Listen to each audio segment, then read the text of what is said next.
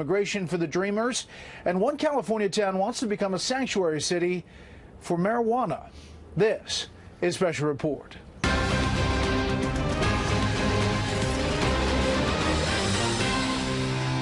Good evening, I'm Bret Baier. We're coming to you live tonight from the White House. Tonight, new questions about what the Trump administration did or did not do about domestic abuse allegations against former Staff Secretary Rob Porter. The director of the FBI today seemed to dispute the White House timeline about whether the security clearance procedure was finished or ongoing when Porter quit his job last week. And we have learned Porter was being considered for a promotion right up until his resignation.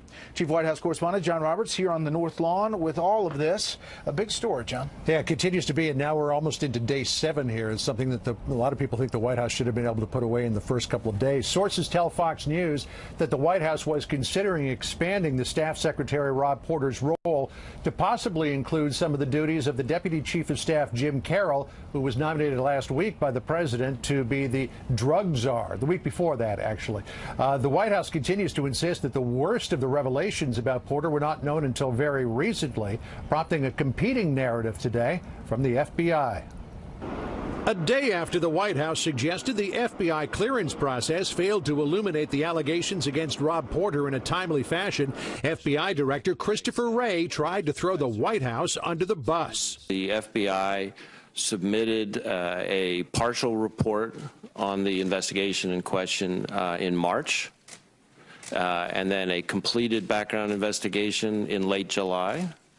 That is soon thereafter, we received requests for follow-up inquiry, and we did the follow-up and provided that information in November, and then we administratively closed the file in January.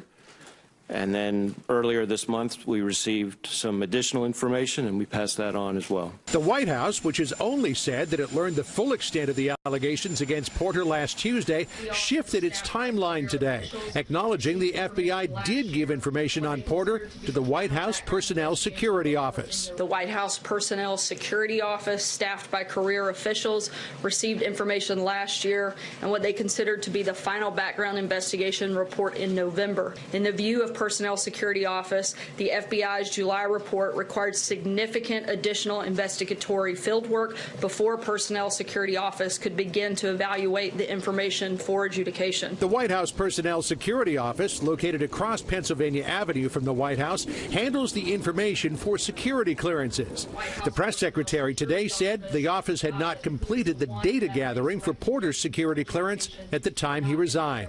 As Director Wray said, information was still coming to the White House Personnel Security Office in February. At 2 public appearances today, President Trump refused to answer shouted questions about Porter and the issue of domestic violence. Mr. President, do you have a message to domestic violence victims? Democrats saw an opening and jumped on it. I haven't heard the president say something directly about how bad domestic abuse is. You know, to have a spokesperson get out and say something is not good enough. Avoiding any on-camera comment about the controversy, President Trump tried to keep the focus on his agenda, meeting with sheriffs on immigration and opioid abuse, huddling with members of Congress on trade, warning he won't stand by while foreign steel and aluminum are dumped into the U.S. My administration is now reviewing the reports and considering all options. And part of the options would be tariffs coming in. But that talk provoked words of caution from fellow Republicans. I think we do need to be careful here that we don't start a reciprocal battle on tariffs. Invoking national security, when I think it's really hard to make that case, invites retaliation that'll be problematic for us. And as Congress starts taking up DACA and immigration reform, President Trump gave Democrats a shove, tweeting, "Negotiations on DACA have begun. Republicans want to make a deal, and Democrats say they want to make a deal. Wouldn't it be great if we could finally, after so many years, solve the DACA puzzle? This will be our last chance. There will never be another opportunity." March 5th. And in his congressional meeting, the president tweaked Democrats at the table, including Ohio Senator Sherrod Brown. I actually think that we can go bipartisan on infrastructure, maybe even more so than we can on DACA. Because the difference is we want to help DACA, you don't. Okay? I'm kidding. I'm sure you do. The White House continues to insist that it will not trim down its DACA plan to get approval from Congress, saying it still has to have the president's 4 principles, trading a path to citizenship for 1.8 million people, for a border wall and other border security measures, an end to chain migration, and an end to the visa lottery program. Bret, the White House hopes that when all the votes are done in Congress over the next couple of weeks, its plan will be the last one standing. John, where are we on the possibility of the president sitting down with Bob Mueller and what his team is saying? My sense tells me that his legal team is leaning firmly against the idea, and here's the reason why. They've been reading an old case about Mike Espy, the Clinton-era agriculture secretary from the late 1990s, which found in the case that the president, that those seeking information from the president, in this case an interview, must demonstrate with specificity why it is likely that the subpoenaed materials, here his testimony, contain important evidence, and why this evidence or equivalent evidence is not practically available from another source. His legal team put out a page about a month ago saying that they've produced tens of thousands of documents. There have been interviews that the special counsel's office has conducted with 37 people, either from the White House or the transition. His legal team says that there is no evidence of any kind of collusion here so far, no evidence of obstruction because of the production of these documents, and that what was happening was it was a counterintelligence operation and not a criminal investigation, and the president could not obstruct a counterintelligence operation because he, by virtue of his position, is involved in all of that. So it looks like at this point, given the preponderance of the evidence that they're looking at, that they may not do an interview with Mueller, but I don't think that decision has fully been made yet. Yeah, we should point out that we asked for someone to come out here, talk about a host of issues, including the Wray timeline. They didn't send somebody out today. Not surprising. There were a lot of questions in that briefing. There were, and the problem for the White House has been that there's an evolving narrative here. Now, they got blindsided by this. Last Tuesday, they scrambled to try to get out something that would, hold the fire line back for a little while. Then it started to overwhelm them, so they had to come out again. I think the one person who could really clear all of this up would be the Chief of Staff, John Kelly. Remember, Sure. Lanny Davis wrote a book some time ago. Tell the truth, tell it early, tell it yourself, and tell it all. Yeah. And the one person who can do that is John Kelly. And He knows how all this went down. This week. I have an inkling that we may see him tomorrow. All right, John, thank you, as always. Some of the nation's top intelligence officials were forced to defend their agencies today during that congressional testimony we just referenced. It was supposed to be a day for the worldwide threat assessment, but Chief Intelligence Correspondent Catherine Herridge reports there are almost as many issues about threats from within as from the outside.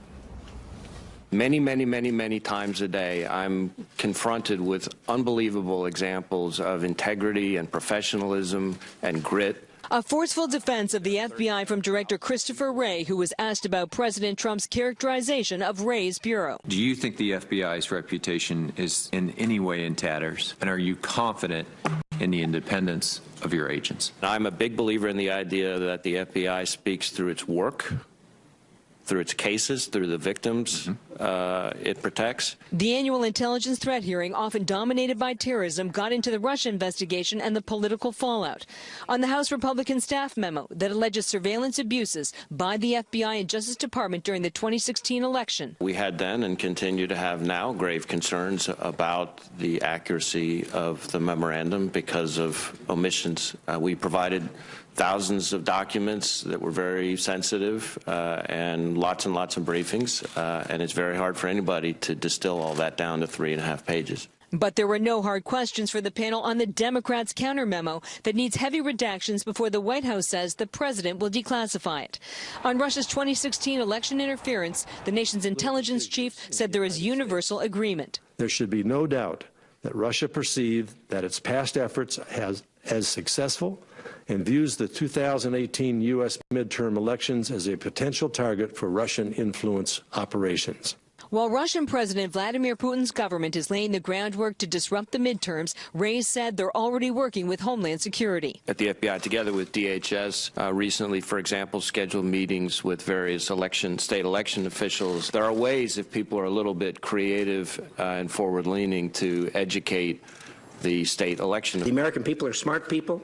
They realize that there's people attempting to manipulate them, both domestically and foreign. With no clear punishment for Russia, one senator called for greater involvement from the top. I just wish you all could persuade the president as a matter of national security to separate these two issues. The collusion issue is over here, unresolved. We cannot confront this threat, which is a serious one, with a whole of government response when the leader of the government continues to deny that it exists. During the 3.5-hour session, other headlines unfolded on North Korea. Kim Jong-un is not hearing the full story. That is, that those around him aren't providing nuance, aren't suggesting to him the tenuous nature of his position both internationally and domestically. On China. I'm not sure in the 240-some-odd-year history of this nation we've ever faced a competitor and potential adversary of this scale, scope, and capacity.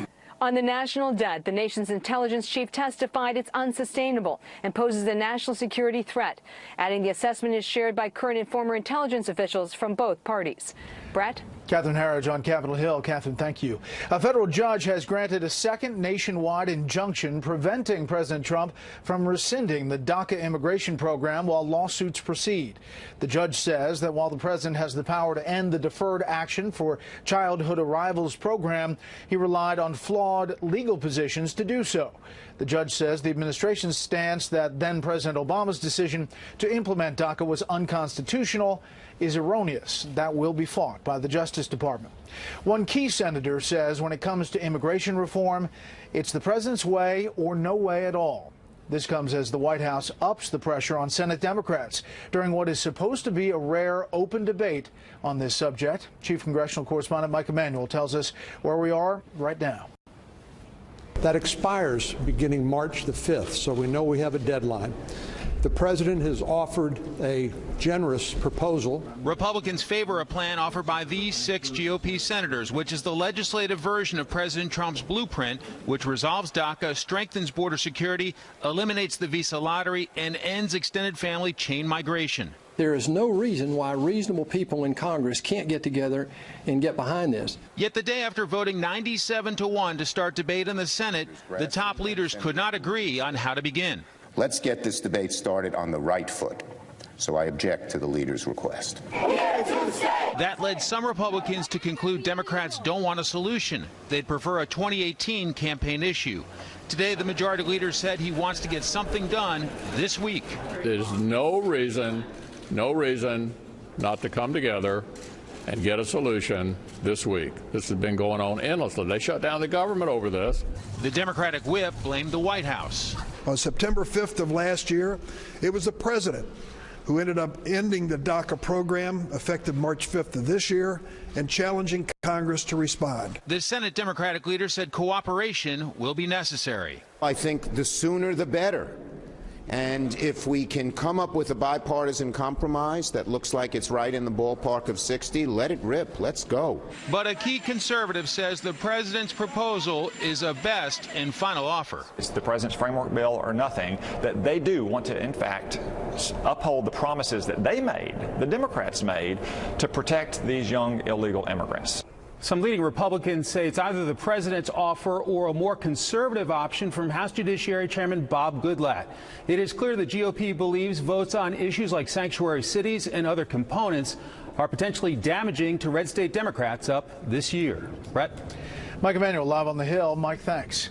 California is ground zero in the tug of war between states and the feds over immigration. California considers itself a sanctuary state. Immigration agents are doing their best to enforce federal law. But tonight, national correspondent William Lajeunesse goes on a sweep with ICE agents, essentially working against state government. We've identified a subject and possibly ID'd him at his address. It's 5:30 in the morning in the San Fernando Valley. ICE has about 100 agents out across Los Angeles. Their targets today, criminal aliens, those with a standing deportation order from an immigration judge, and those who have been deported before but re-entered. A judge ordered this man, found pumping gas, deported in 1996. 2 years ago, he was convicted of lewd acts with a minor. You've been here since 1996 and you're telling me you don't speak English? No, poquito. He served 28 days in jail, but the county refused to hand him over for deportation, forcing ICE to find him here. We are just enforcing the laws as they're written, right? Someone that's in this country illegally has violated those laws. This ICE operation is the latest chapter in the escalating fight between the state of California and the federal government, which says it will enforce the law, sanctuary state or not. California better hold on tight. They're about to see a lot more special agents. No bans, no walls, sanctuary for all. California became the nation's first sanctuary state in January. The law prohibits police from cooperating with or detaining criminal aliens for ICE. We have heard from officials that ICE is going to purposely target communities like Oakland that are standing up for our families. Local politicians claim the sanctuary law brings comfort to families living in fear. Well, I'm disappointed. I thought I was protected by being a sanctuary city or state, but I'm not. Everybody's vulnerable. Married 28 years with 2 American-born sons, this man from Honduras thought ICE would overlook his conviction on food stamp fraud. He was wrong. If you have any type of criminal background or involvement with the police and you're not a citizen, you're going to get picked up. What we're saying is that we're going to protect the communities that we live in, the communities that we serve, regardless of what California politicians say. Over a 3-day period, ICE arrested more than 150 criminal aliens or those already ordered deported. In Los Angeles, William Lajeunesse, Fox News. The top Republican in the House says he thinks the GOP can hang on to the majority in this fall's midterm elections. House Speaker Paul Ryan made the prediction today on the Fox Business Network. I think if we had not passed this, it would have been very, very difficult. I think because we passed this, because we kept our word, and people are seeing that what we're doing is actually improving their lives, and they're seeing the other side is offering nothing but, crumbs and resist and all of this stuff, yeah, I think we're going to keep the House. Democrats need to flip 24 seats to win back the House majority. Stocks were up today. The Dow gained 39. The S&P 500 finished ahead 7. The Nasdaq got back 31.5. Up next, a serious challenge to the political future of Israeli Prime Minister Benjamin Netanyahu. First, here's what some of our Fox affiliates around the country are covering tonight. Fox 5 in New York has a man who set off small bombs on a New York street at a charity race in New Jersey, sentenced to multiple and life in prison. Ahmed Khan Rahimi injured 30 people when one of his pressure cooker bombs exploded in Manhattan's Chelsea neighborhood in 2016. That happened just hours after a small pipe bomb exploded along a Marine Corps road race in Seaside Heights, New Jersey. Fox 43 in Harrisburg, as Pennsylvania Democratic Governor Tom Wolf rejects a new congressional map drawn by state Republicans.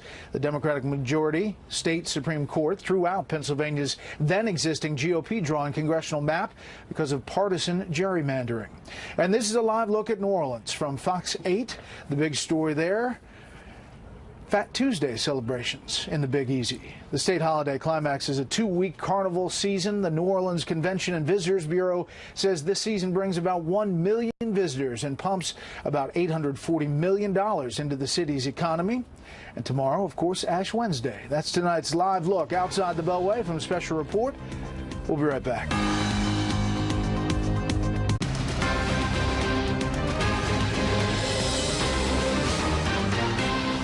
Serious trouble tonight for Israeli Prime Minister Benjamin Netanyahu. Police are recommending Netanyahu be indicted for corruption. He says he's innocent and is not going anywhere. Correspondent Connor Powell is live tonight in Jerusalem.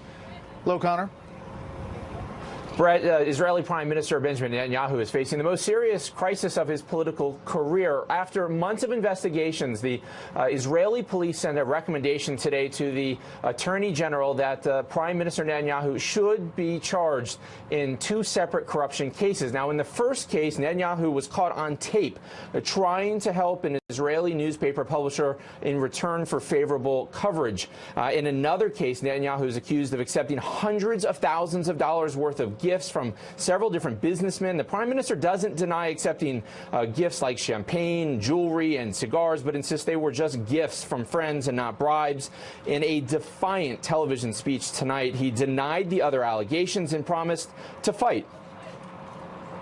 All these attempts, without exception, will end with nothing.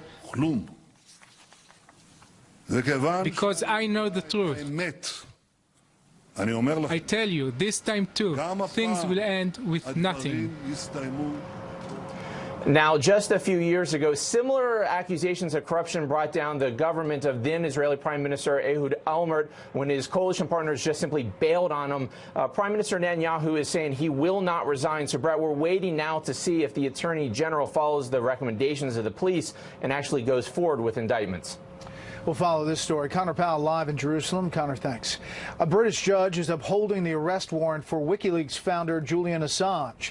His lawyers had argued, since Swedish prosecutors have dropped their sexual assault investigation against Assange, that it's no longer in the public interest to arrest him for jumping bail in 2012.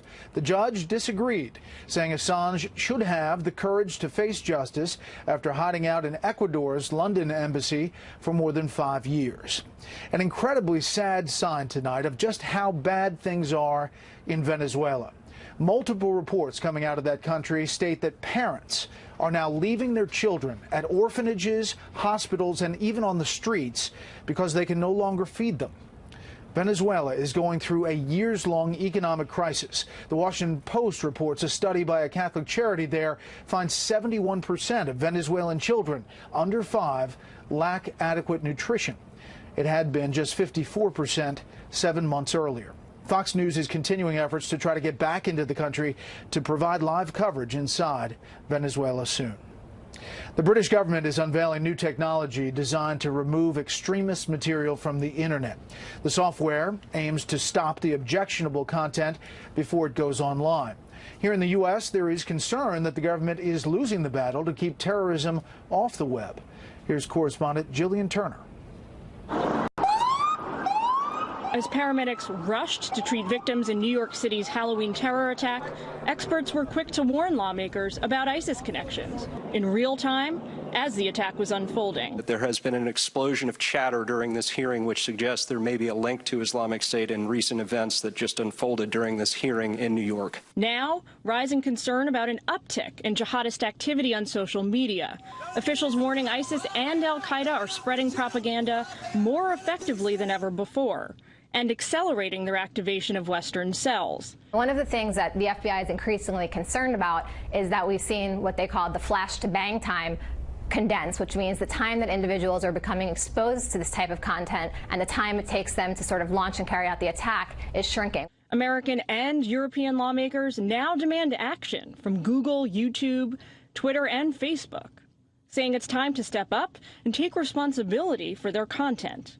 But in hearings on both sides of the Atlantic, these high-tech giants insist they're doing all they can to curtail jihadist activity, emphasizing new programs and technologies meant to stymie terrorist messaging and recruitment. We're now at 98% of the content we have removed for violent extremism has been identified by our algorithms. That number varies from policy to policy depending on how effective and precise the technology is on particular issues. One former senior intelligence official in both the Obama and Trump administrations cautions that government and social media companies have a shared responsibility. They own the responsibility in the first instance for policing their own network. We in the government can do a better job of providing information to them so that they know what they're looking for and they know what the signs and indicators are. With the U.S. decimating ISIS's caliphate on the ground in Iraq and Syria, all eyes are now on cyberspace, the new frontier in the war on terrorism. Brett? Jillian, thank you. Up next, the California town that wants to become a sanctuary city for marijuana. First, beyond our borders tonight, the Dutch Foreign Affairs Minister has resigned a day after admitting he lied about attending a meeting hosted by Russian President Vladimir Putin more than a decade ago. Halbe Zijlstra quit before an expected grilling by opposition lawmakers about the lie. Russian investigators say human error may be to blame for the airliner crash that killed 71 people Sunday. They say the plane's pilots failed to turn on the heating unit for its measuring equipment, resulting in flawed speed data. And Secretary of State Rex Tillerson is sounding the alarm that the coalition fighting ISIS is losing sight of its prime objective. Tillerson told allies in Kuwait they must refocus their efforts, overcome rivalries, and concentrate on eradicating ISIS from Iraq and Syria permanently. Just some of the other stories beyond our borders tonight. We'll be right back to the White House after a short break.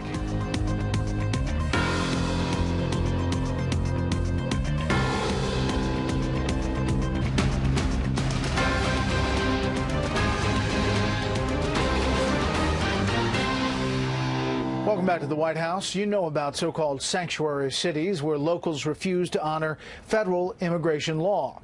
Tonight, Chief Correspondent Jonathan Hunt tells us one California town wants to do the same thing with recreational marijuana. Under Berkeley's City Council proposal, local law enforcement agencies and employees would be banned from helping federal agencies enforce federal drug laws and from handing over information about legal cannabis activity.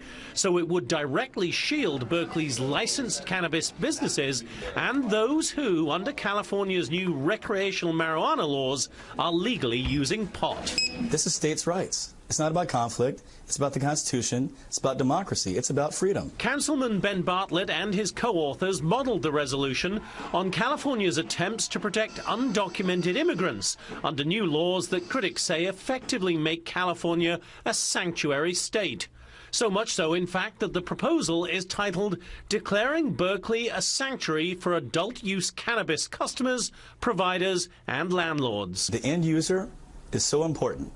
These are senior citizens, these are cancer patients, these are all sorts of people. The Berkeley Sanctuary proposal was prompted by Attorney General Jeff Sessions' move last month to rescind an Obama-era directive that instructed federal prosecutors not to prioritize prosecuting cannabis dispensaries and other marijuana-related businesses in states that had legalized cannabis.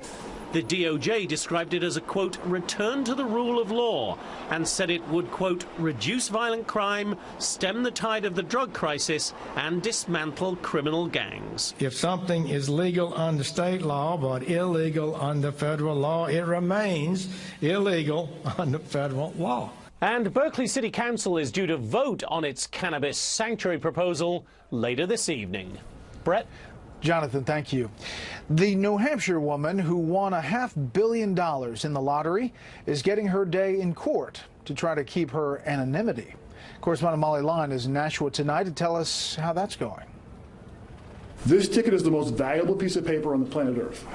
She purchased her ticket at a Merrimack convenience store, but beyond that, we do not know much about the New Hampshire woman who won last month's $560 million Powerball jackpot, and that's the way she wants to keep it. How does the process work? Under a Jane Doe alias, she has hired lawyers who went before a judge today fighting to maintain her anonymity. She doesn't want to be a celebrity. The central problem, she already signed the winning ticket as instructed on the back, a move she calls a huge mistake.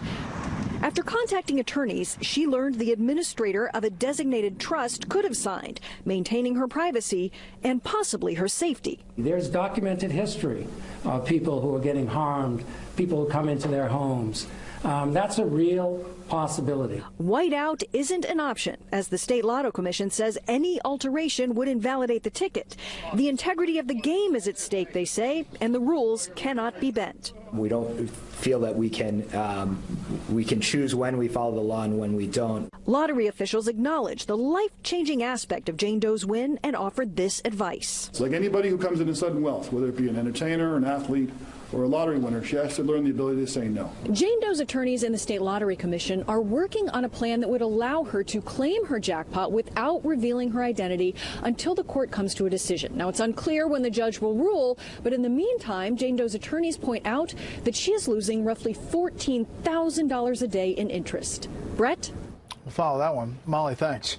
Fox News confirms multiple Republican senators have spoken with Tennessee Senator Bob Corker about reconsidering his plans to retire from the Senate. Corker's office says he's listening closely. At issue could be, of course, the Senate balance of power after the midterms. One area of alarm for Republicans, apparently, is internal polling in Tennessee obtained by Fox, which shows Tennessee Congresswoman Marsha Blackburn could potentially lose the seat in November to former Democratic Governor Phil Bredesen.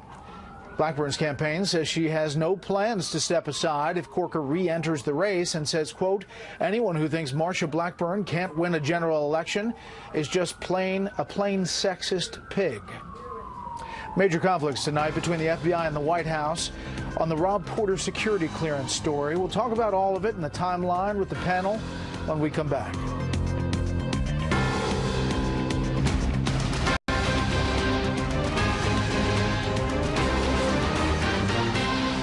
The process for the background was ongoing, and the White House had not received any specific papers regarding the completion of that background check. The FBI submitted a partial report on the investigation in question in March, and then a completed background investigation in late July.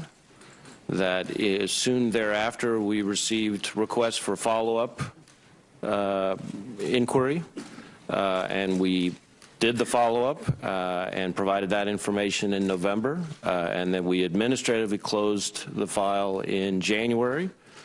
And then earlier this month, we received some additional information, and we passed that on as well. The White House Personnel Security Office, staffed by career officials, received information last year and what they considered to be the final background investigation report in November.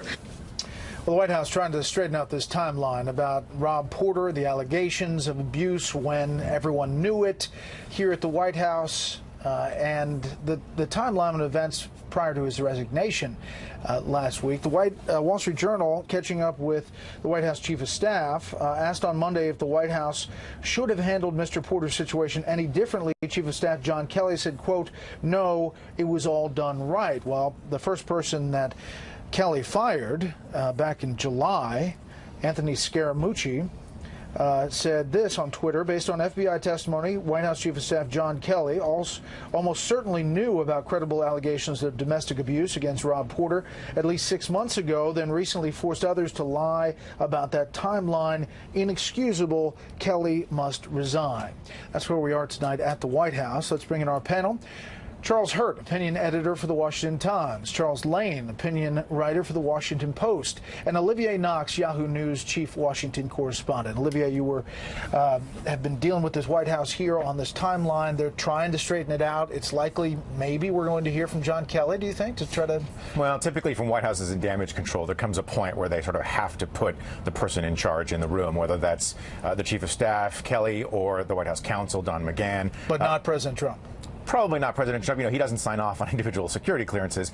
This is a question that falls much more under the purview of the White House counsel's office and the Chief of Staff. White House counsel's office in past administrations has supplemented the FBI background check by asking some very penetrating questions of people in line for senior postings. We don't know if that happened in this case. Yeah, Charlie Hurt, when you look at what the FBI director said today, and then you hear about the focus on the White House security office, which was kind of the line today as opposed to Monday.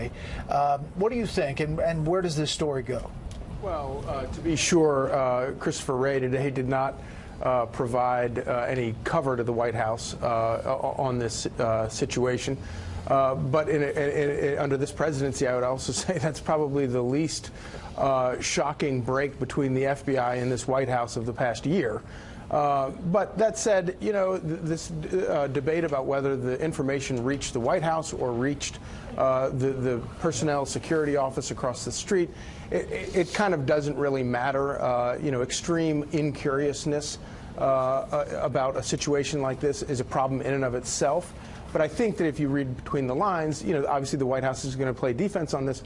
But the White House, Sarah Sanders has admitted that they handled it wrong and that they wish that they had handled it better, and that's probably where we stand right now. Chuck Lane, how much of this do you think is about long knives out for Kelly? I mean, you see these stories, Axios, Chief of Staff John Kelly's White House enemies ready to use FBI Director Chris Wray's testimony as a weapon. Wray's FBI timeline makes one thing clear: the Kelly cover-up is unraveling right before our eyes, a White House official says, of course, under the cover of, you know, anonymity. Yes, and of course not under the cover of anonymity. The mooch, Scaramucci, is getting a little payback on the guy who fired him, so you have to take it in that context. Obviously, there's always been a lot of factionalism and back-channeling in every White House, this one especially, and it has a particular problem, though, for John Kelly, is that he was the guy who was supposed to put an end to all of that. He was the general who was going to be the adult in the room and stabilize this White House. And for a while, he seemed to be doing that, but now that's what's so dangerous for him about this uproar over his mishandling of this Porter's terrible allegations against Porter is that he seems now, John Kelly, to be actually, either by accident or design, destabilizing the White House all over again. And so the big political selling point behind his tenure now doesn't look so strong. Yeah, Olivia, I guess the reason it got so much attention is because the allegations are so heinous, and once those pictures came out, it changed the whole dynamic of the thing. Yeah, I think they have three basic problems here. The first one is the underlying alleged acts, and those photos are pretty horrifying, the giant bruise on the face of one of the ex-wives. The second problem they have is this constantly shifting explanation for how they handled this whole security background check process. And the third is that it could reach other places in the White House. Jared Kushner's lawyer is on the record as saying that 12 people at Jared Kushner's level and Jared Kushner also don't have security clearances, which means that this is a problem really only potentially only in its infancy. So let me just probe that. If Jared Kushner didn't have the security clearance and it came back from the FBI saying you couldn't get him to get the full security clearance, is that a possible reason that Rob Porter is also in this limbo and left that way, even considering these allegations? It's possible. The challenge with Jared Kushner, and this is what his lawyer, Abby Lowell, has told multiple news outlets now, is that he's saying that the reason that his background check, we don't know where it is. We know now that we now have the sketch of the timeline for Rob Porter. We don't know where the Kushner process is at all, and his lawyer says it's because of his vast holdings, business holdings, extensive travel overseas. You know, they really dig pretty far. To get the hard pass that I have to come into the White House, they were calling friends and family in France. So they're pretty thorough on this stuff. Hard to believe you got one. Charlie Hurt, last thing here. This hearing today was about threats, the intel chiefs. And you had Dan Coates talking about the national debt while the administration is dealing with all of this budget talk. Take a listen. I'm concerned that our increasing fractious political process, particularly with respect to federal spending, is threatening our ability to properly defend our nation, both in the short term and especially in the long term. This situation is unsustainable, as I think we all know, and represents a dire threat to our economic and national security.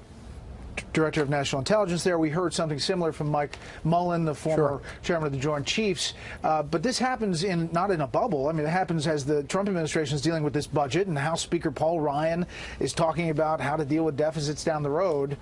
It seems to be a big deal. Yeah, it is a very big deal, and I think it's the most important thing, even though, as you point out, we have heard this before. It's the most important thing out of that hearing today. And basically what he's saying is that if we were faced with another 9/11 situation or a completely dissimilar, unrelated situation where we had to respond and go to war and spend the kind of money we spent in the Iraq War, we could not afford to do it because of that debt, let alone the idea that a lot of our adversaries, like China, own enormous amounts of our debt, and if they wanted to cripple our economy, they could do it very quickly. It is a dire, serious moral issue facing this country, and neither party seems to really be that interested in making the hard decisions to address it.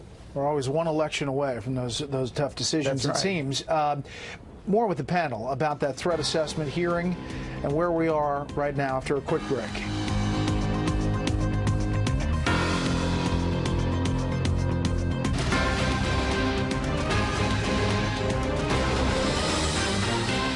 The threats this country faces are complex, evolving, and without easy answers. They exist in multiple domains. They're asymmetrical and they're conventional. Frankly, the United States is under attack by entities that are using cyber to penetrate virtually every major action that takes place in the United States. There should be no doubt that Russia perceived that its past efforts as successful and views the 2018 U.S. midterm elections as a potential target for Russian influence operations. This threat assessment hearing was quite something today on Capitol Hill. We're back with the panel. Chuck Lane, that was the Director of National Intelligence, but you had all of these intelligence agencies weighing in on the cyber threat from China, Iran, but big time, and a lot of the time spent on Russia, and actions that they say are being taken now, even before the midterms. I was struck by Dan Coates' very sober presentation throughout this afternoon. He's a very respected figure on Capitol Hill. They know him there as a former senator from Indiana. He's also been U.S. ambassador to a major NATO ally in Germany. And he's somebody who they really listen to. And there's a connection between the tape of him that you played before the break and the one just after, where at first he's talking about our fractious political process within the United States, and then he's talking about Russian influence. And of course, what Russia is attempting to do through bombarding our political campaigns with propaganda and divisive but non-transparent messaging is to foment that fractious political process, to set Americans one against another. And I heard Dan Coates saying, you know, we don't want the enemy to be us. We don't want our political conflicts to get so far out of hand that they're easily exploited by an adversary like Russia. He was almost pleading with the committee to consider that. Yeah, and as reported by Catherine Herridge earlier, Democrats saying we need help to have the president speak out more boldly about that threat. Take a listen to Marco Rubio on China. The biggest issue of our time, in my view, and I think in the view of most of the members of this committee, and I would venture to guess most of the members of this panel, is China and the risks they pose. I'm concerned that China has developed an all of society, not just all of government, but all of society approach